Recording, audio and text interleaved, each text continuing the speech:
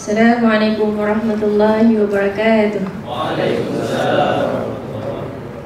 Bagus, semangat sikit. Alright. Alhamdulillahirrahmanirrahim. Wassalatu wassalamu ala ashrafil anbiya wal mursalin Sayyidina Muhammad wa ala alihi wa sahbihi ajma'in. Rabbi shrah li sadri wa yassir li amri wa hlul 'uqdatam min lisani yafqahu qawli. Pertama-tamanya akan minta maaf banyak sebab lambat sikit 3 minit tadi. Menunggu untuk pas pattern. Suami baru sampai dari Penang nak jaga anak tak sihat kat rumah. Okey, tapi apapun kita bersyukur Alhamdulillah sebab Allah masih lagi buka hati-hati kita dan lapangkan masa-masa kita untuk bersama-sama dalam titik yang indah ini. Orang lain AGM kat tengah panas, orang lain AGM dekat mana? Dekat medan perang. Kita AGM bawah aircon. Sedap je kan? Ada air lagi, ada makanan lagi. Alhamdulillah. Right. Jadi sebelum akak meneruskan apa yang ingin disampaikan, kita kalau boleh niatkan daripada kita buka mata pagi tadi sampai kita nak tutup balik malam karang, setiap apa yang kita lakukan hanyalah kerana Allah Subhanahu Wa Taala. Sebab kita biar tamak dalam mencari pahala, jangan kita tamak dalam mencari kemungkaran.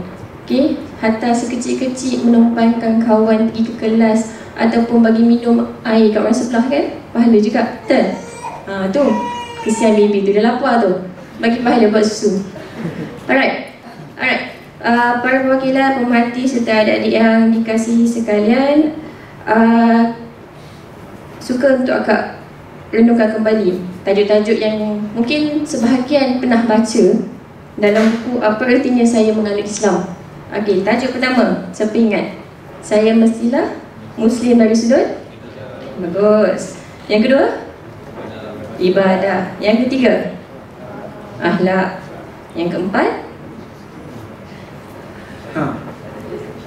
Ingat yang pertama, yang awal je. Yang keempat apa? Muslim dari sudut keluarga. Sebab dia tak berumah tangga, mungkin dia lupa lah kan. Okey, yang terlupa, tak apa, balik baca balik. Yang kelima, saya mestilah dapat menguasai diri. Dan yang terakhir, saya mestilah yakin bahawa masa depan adalah untuk Islam. Okey, daripada 6 tajuk yang dah dibacakan tadi, akak suka untuk petik satu hadis daripada tajuk yang kelima, iaitu fitnah akan dibentangkan kepada manusia seperti tikar, satu demi satu.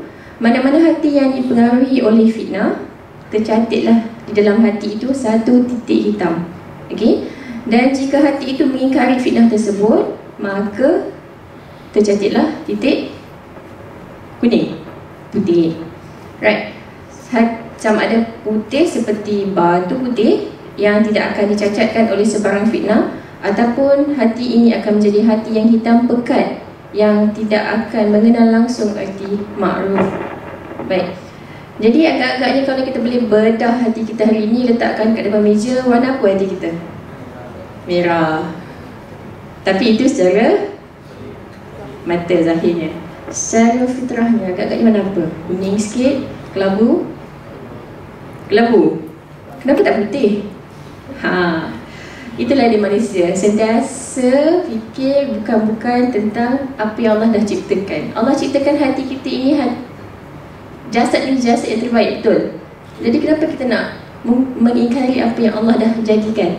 Yakin yang diri kita ini diri yang terbaik, ciptaan yang terbaik yang Allah jadikan. Okey, soalan pertama akan nak tanya. Dalam banyak-banyak teknologi, soalannya rasanya tak ada kat atas. Teknologi apa yang paling hebat yang pernah diciptakan pada zaman sekarang ataupun zaman dulu ke, apa-apalah. Siapa boleh teka? Satu cubaan yang pertama, teknologi apa yang paling hebat yang pernah diciptakan? Terdengar? Note 2. Note 2. Lain? Dia ada tu kot, dia pernah pakai, pernah rasa. Lain selain daripada Note 2? iPad?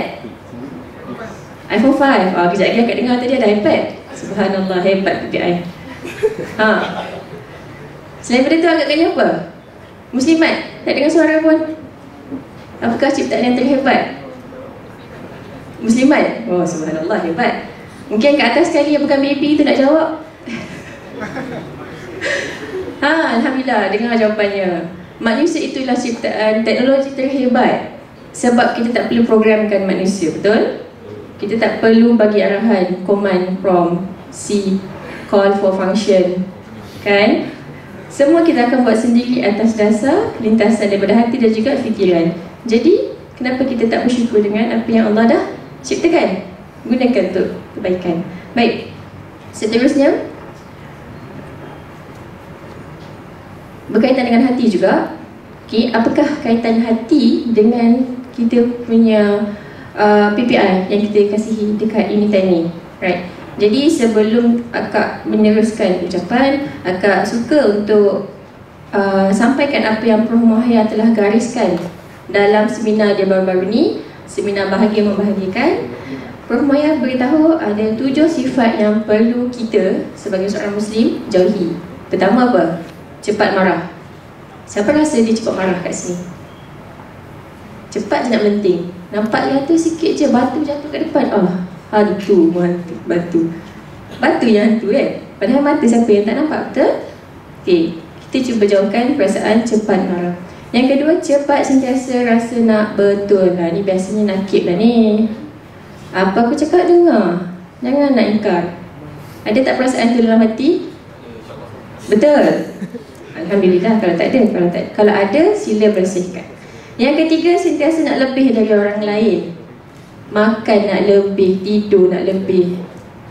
Kalau kerja nak lebih tak apa, tapi benda-benda yang tak elok nak lebih. Okey, itu yang ketiga. Yang keempat, selalu nak fikir apa orang kata. Alamak, sekejap lagi nak pergi usrah, nanti apa orang kata. Betul? Asyik nak fikir apa orang kata. Kenapa tak fikir apa Allah kata? Betul tak? Okey, yang kelima, sentiasa fikir nilai diri dan sangat bergantung kepada title. Presiden mana? Presiden agaknya pernah tak rasa title tu besar sangat? Tak ada. Berat kan amanah tu? Sangat berat. Even kita sebagai Muslim pun, itu semua adalah amanah. Betul? Jangan bergantung kepada title kita. Soon to be semua ni ialah engineers, dan soon to be semua mungkin adalah programmers. Lagi apa pun jawatan kita setelah kita bekerja kelak, jangan kita lupakan kepada insan yang telah membesarkan kita. Siapa? Ibu bapa.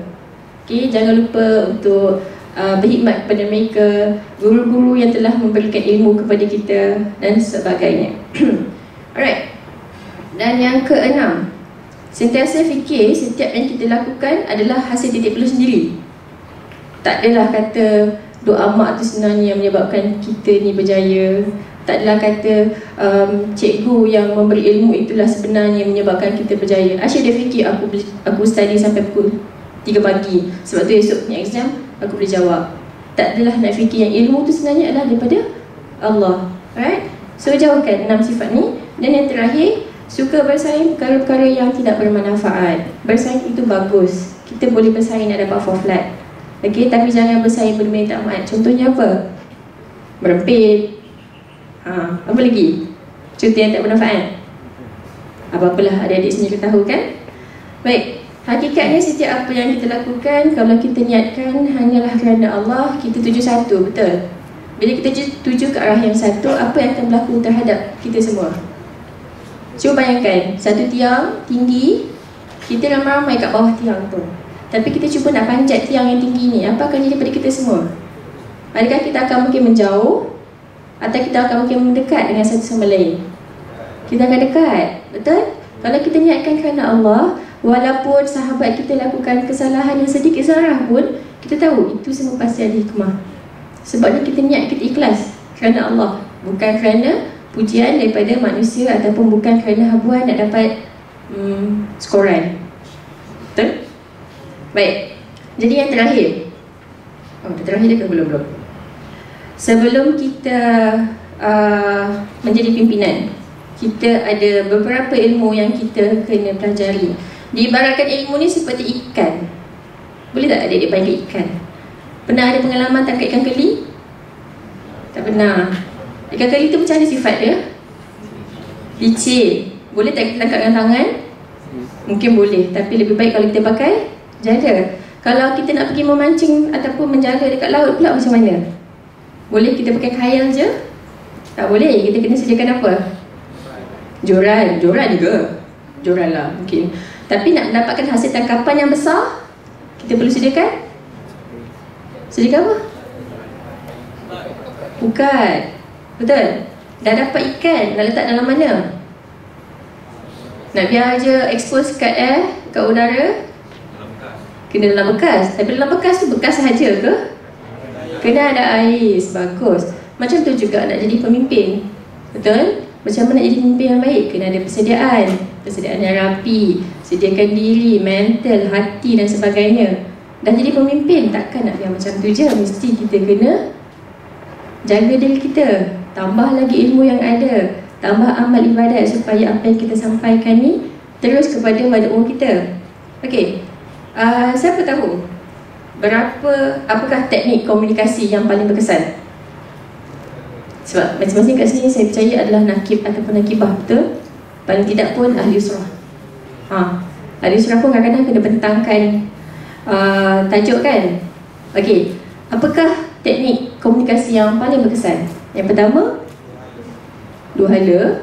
Berapa persen agaknya kalau kita berkomunikasi secara dua hala tu? Okey, ini fakta, buka altar. 7%, hanya 7% sahaja yang kita sampaikan melalui mulut sampai kepada madu kita. So kalau ceramah macam hari ni, balikkan saya percaya 7% je yang dekat adik-adik sebab bercakap kan. Okey, yang kedua, intonasi. Kalau kita cakap hari ni buka surat 13, baca. Okey, tutup. Tak ada intonasi, menata aja. Kalau dengan itu hanya 38% sahaja. Okey, tapi agak-agaknya yang paling berkesan macam mana? Perasaan. Wish, kita dah main dalam tu. Kita punya fisiologi, gerak tangan, gerak tubuh. Okey, kita nak menyampaikan sesuatu. Kalau kita sekadar berdiri tegak macam ni, macam negara aku, kita hanya dapat menyampaikan lagu, betul? Tapi kalau kita pegang adik usrah kita, pegang madu kita, kita rapat dengan dia, sentuhan tu akan menyebabkan ilmu yang kita sampaikan ni lebih terkesan di hati kita. Macam akak tak dapat nak sampai kat sana kan, jauh sangat. Okey, so pastikan bila kita buat usrah tu, duduk dalam halaqah, jangan duduk jauh-jauh sangat, duduk rapat-rapat. Sentuhan tu sangat penting supaya adik-adik kita akan lebih rasa sayang pada nakibah kita. Sayang kat nakib aku ni sebab dia pun sayang kat aku. So kenapa saya nak potong usrah kalau nakib saya sayang kat saya kan? Jadi praktikkan dan belajar banyak lagi ilmu-ilmu untuk berkomunikasi dengan berkesan dalam hidup. Baik, yang terakhir insyaAllah, kita hendaklah sentiasa berfikiran positif. Ini pun satu juga daripada Prof. Mahya. Okey, fikiran yang positif. Okey, ingat, fikiran positif akan menghasilkan rasa yang positif. Okey, contoh, kalau kita pergi akad, kita nampak orang tu tak pakai tudung, apa first impression? Alah, orang tu tak dapat, ahli syurga ke ahli neraka tu, na'udzubillah. Tapi mustahil tak boleh terlintas dalam fikiran? Mustahil kan? Kadang-kadang tu terdetik. Tapi adakah kita ni orang yang sangat baik, sangat perfect? Tak kan? Sebab itulah fikiran kita sentiasa positif. Nampak masalah, jangan nampak masalah tu masalah yang menyusahkan kita. PPI, nak buat program, selalu sangat kena ban. Ya ke? Tak ada ya? InsyaAllah semua hebat kan? Semua berjaya.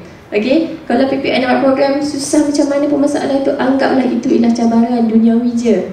Allah nak bagi kita pahala supaya kita ni lebih kuat, supaya kita bersama ahli kita pun yang lebih kuat. Kan? Okey, lepas tu bila kita ada fikiran yang positif, kita akan rasa yang positif. Bila kita dah ada rasa yang positif, kita akan menghasilkan tindakan yang juga positif. Contoh paling senang usrah je lah. Nakib tengok adik usrah tak datang, alah dia ni tak datang, tak nak kot, hidayah Allah ni tak sampai katnya kot. Tengok, hati kita sendiri telah menghasilkan sesuatu yang negatif. Sebab apa? Punca daripada fikiran yang negatif.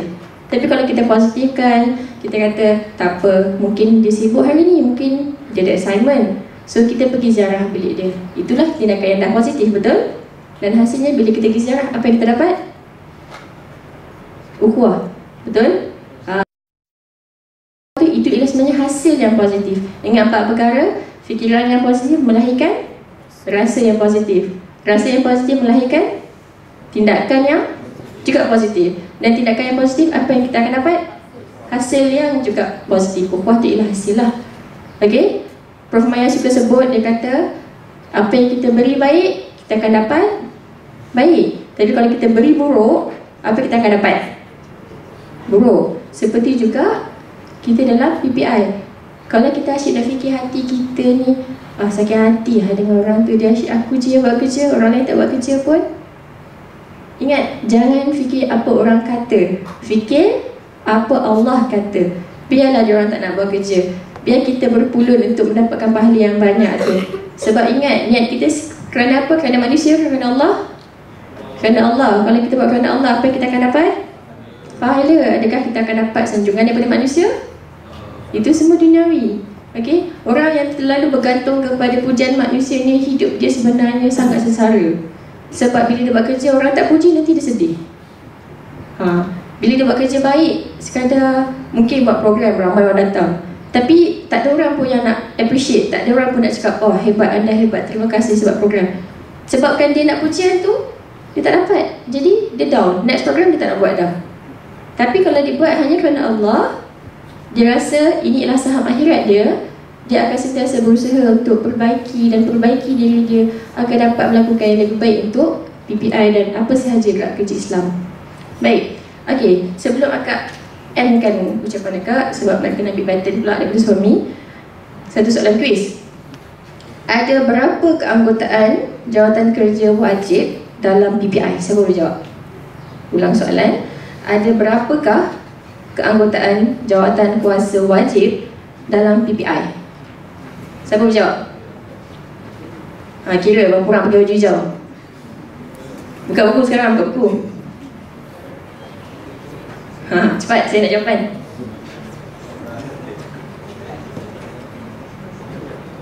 Ada siapa nak beri jawapan? Presiden mungkin?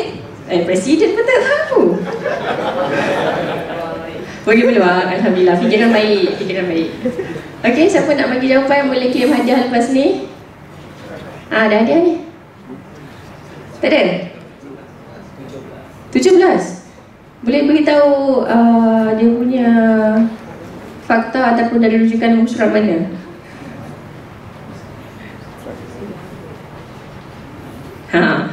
Tak apa, 17. Lain-lain ada siapa nak cuba? Okey, semua orang buka muka surat 60. Ini serupa jugalah macam kita dalam kelas. Kita suka datang kelas, dah masuk dalam lab, baru nak buka manual. Lecturer tanya, apa nak buat hari ni? Tak tahu. Apa komponen? Tak tahu. Kenapa? Tak sempat baca. Jangan, kita nak jadi pelajar cemerlang, kita kena berusaha untuk bersedia sebelum apa juga kelas yang kita nak pergi. Biarlah kita baca sekejap pun, yang penting kita tahu apa yang kita nak belajar hari itu. InsyaAllah, redha Allah tu ada bersama orang yang nakkan. Okey, so berapa? Kat situ 60, muka surat 60. Ada berapa jawatan?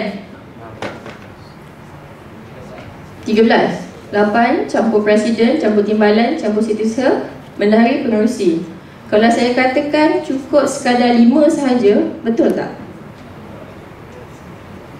Boleh je 5 orang je bekerja. Presiden, timbalan, setiausaha, bendahari, pengerusi alwani. Dah cukup? Cukup tak? Betul? Betul ke cukup tak cukup ni?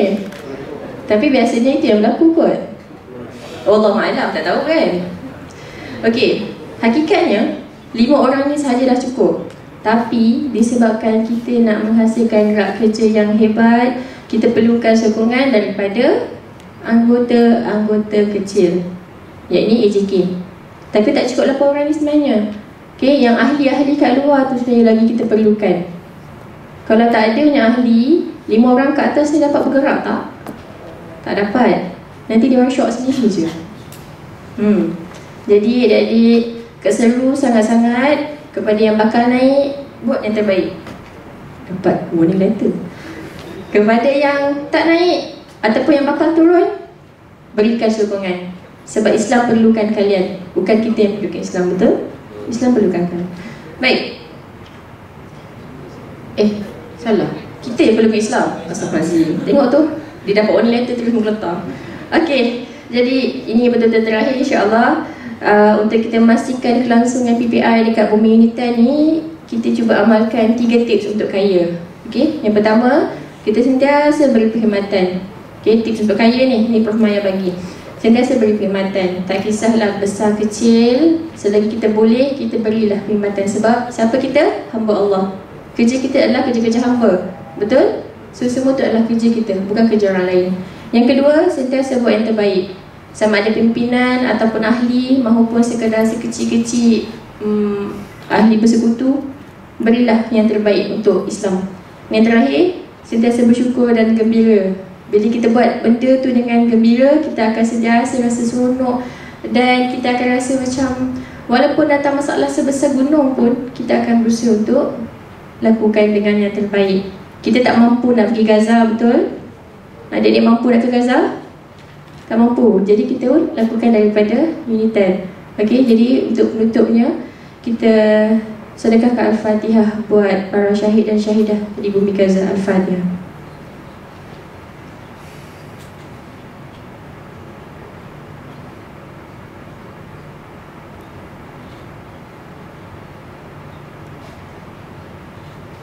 Sekian sahaja ucapan perasmian pada hari ini. InsyaAllah dengan lafaz Bismillahirrahmanirrahim. Saya menggunakan kuasa, tak kuasa. Okey, amanah yang diberikan untuk merasmikan muktamar PPI kali ke-14 Persatuan Pengajian Islam sesi 2011-2012. Sekian, Assalamualaikum warahmatullahi wabarakatuh.